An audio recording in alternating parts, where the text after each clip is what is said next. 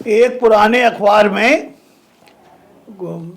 इतिहासकार रामचंद्र गुहा का एक लेख पढ़ने के लिए मिला अभी, जिसमें उन्होंने लिखा है कि राष्ट्रीय स्वयंसेवक संघ या केवल संघ क्या चाहता है। और उसमें उन्होंने लिखा है कि संघ भारत को हिंदू राष्ट्र बनाना चाहता है, और इस बात को फिर उन्होंने बड़े निंदात्मक तरीके से अपोज करने की कोशिश की है। अब प्रश्न यहाँ पर यह पैदा होता है कि यदि संघ भारत को हिंदू राष्ट्र बनाना चाहता है, मुझे तो नहीं पता क्योंकि संघ ने ऐसा घोषित नहीं किया, परंतु मैं घोषित करता हूं कि मैं भारत को हिंदू राष्ट्र बनाना चाहता हूं, फिर कहूंगा कि भारत को हिंदू राष्ट्र बनाना चाहता हूं। अब ये बताइए कि आखिर इसमें बुराई क्या है, इसमें किसका विरोध है? क्या भारत को हिंदू राष्ट्र बनाने का मतलब अन्य संप्रदायों को भारत से निकाल देना है?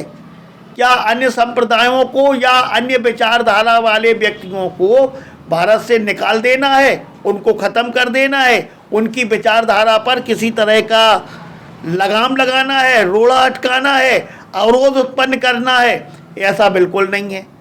आप ये बताइए कि संसार में सभी धर्मों के धार्मिक राज्य हैं, फिर आखिर भैया हिंदू धर्म ने ही ऐसी क्या गलती की है कि संसार में उनका अपना कहा जाने वाला कोई ठिकाना ना हो? भारतवर्ष को लोग धर्मशाला क्यों बनाए रखना चाहते हैं, जिसमें विभिन्न तरह की विचारधारा वाले, विभिन्न तरह के विरोध करने वाले एक साथ घुसे रहें, एक साथ घुसे रहें? यहाँ तक तो गनीमत है, लेकिन कट्टरता फैला करके लड़ाई झगड़े करें और हिंदू को डैमेज करने की कोशिश करें। और हिंदू क्योंकि उसका अपना कोई राष्ट्र नहीं है, वो तो ये जो सात आना सतघिरना जिसको कहते हैं बुंदेलखंड में, ये जो अनेकों तरह के अनाजों के बीच में फंसा हुआ है, वो इन सब बातों को सहता रहे और धीमे धीमे धीमे धीमे, जैसा कि इतिहास बता रहा है, कमजोर होता चला जाए।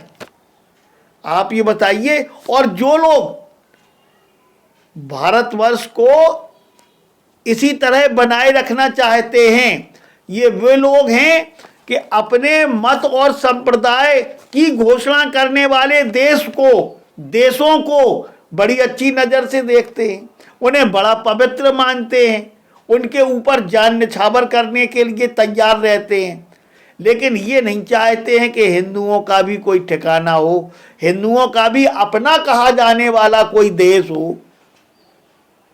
ये इंसाफ की बात तो समझ में नहीं आती। आप बाकी संप्रदायों के लिए, बाकियों के लिए तो अलग अलग धर्म आपको स्वीकार, अलग अलग राज्य आपको स्वीकार हैं।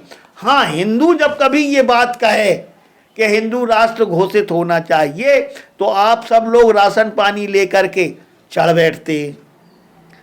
आप क्या समझते हैं कि हिंदू इस बात को समझ नहीं रहे हैं? हिंदू बहुत अच्छी तरह से इस बात को समझ रहे हैं। अब हिंदू इतने बेवकूफ़ नहीं हैं कि सदियों की गुलामी झेलते रहे। हम मानते हैं कि हिंदुओं में बहुत कमियां हैं, और सबसे बड़ी कमी तो उनके जाति विभाजन है, लेकिन इन सारी कमियों के बावजूद हम हिंदू धर्म में एक बदलाव देख रहे हैं। जैसा कि हिंदू धर्म की सबसे बड़ी खासियत है उसका लचीलापन, उसका बदलाव का मादा, परिस्थितियों के अनुसार बदल जाने का गुण। ये बात हिंदू धर्म में है, और हिंदू धर्म अब वर्तमान परिस्थितियों के अनुरूप बदल रहा है, अपने शत्रुओं और मित्रों को पहचान रहा है। ऐसी स्थिति में अगर कोई ये सोचता है कि हिंदू राष्ट्र का विरोध करके हम हिंदुओं को बरगला लेंगे या प्रसन्न कर लेंगे, हो सकता है कुछ हिंदू ऐसा प्रसन्नता प्रकट करते हुए दिखाई देते हो, लेकिन ये पक्का जानिए कि अंदर ही अंदर उनके मन में, अरे कौन मूर्ख यार ऐसा होगा जो ये नहीं चाहेगा कि उसके लिए कोई एक सुरक्षित ठिकाना पूरे संसार में हो। जबकि बाकी लोगों के लिए है, बाकी लोगों के लिए कोई विरोध नहीं है। क्यों नहीं संयुक्त राष्ट्र पारित कर देता कि कोई भी देश धर्म के आधार पर नहीं होगा, सब धर्मनिरपेक्ष होंगे, सब धर्मनिरपेक्ष हो जाएंगे, हम भी धर्मनिरपेक्ष हो जाएंगे, कहीं कोई धर्म नहीं रहेगा, बाकी सब धर्म के हिसाब से चलेंगे। बाकी सब हिंदुओं में कम से कम ऐसा कुछ नहीं है कि हम कोई जजिया टैक्स लगाते हो। हिंदुओं की कोई परंपरा नहीं रही जजिया टैक्स लगाने की। जो जजिया टैक्स लगाते रहे हिंदुओं पर, वो चाहते हैं कि हिंदू राष्ट्र न बने, क्योंकि आज भी उनकी वो जजिया वाली जो मानसिकता है वो बदल करके दूसरे तरीके से हिंदू धर्म को डैमेज कर रही। पहले जजिया लगा के डैमेज करते रहे, पहले दबा के डैमेज करते रहे, पहले हमारे धार्मिक स्थलों को तोड़ के नेस्त नाबूद करके हमें डैमेज करते रहे।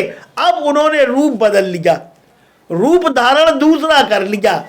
तो भैया आप जानते हैं कि रूप कौन बदलता है, रूप नए नए कौन धारण करता है। ये बात अब सबने अच्छी तरह से समझ ली है और हम समझते हैं कि हिंदू राष्ट्र हिंदुओं का अपना अधिकार है पूरे सांसारिक परिवेश को देखते हुए। और यह फिर मैं यह भी स्पष्ट कर देना चाहता हूं कि इसका मतलब हिंदू का यह स्वभाव ही नहीं है, उसका चरित्र नहीं है, इतिहास नहीं है कि इसका मतलब अन्य विचारधारा वाले लोगों को बाहर निकाल फेंकना या उन्हें किसी तरह से क्षतिग्रस्त करना है।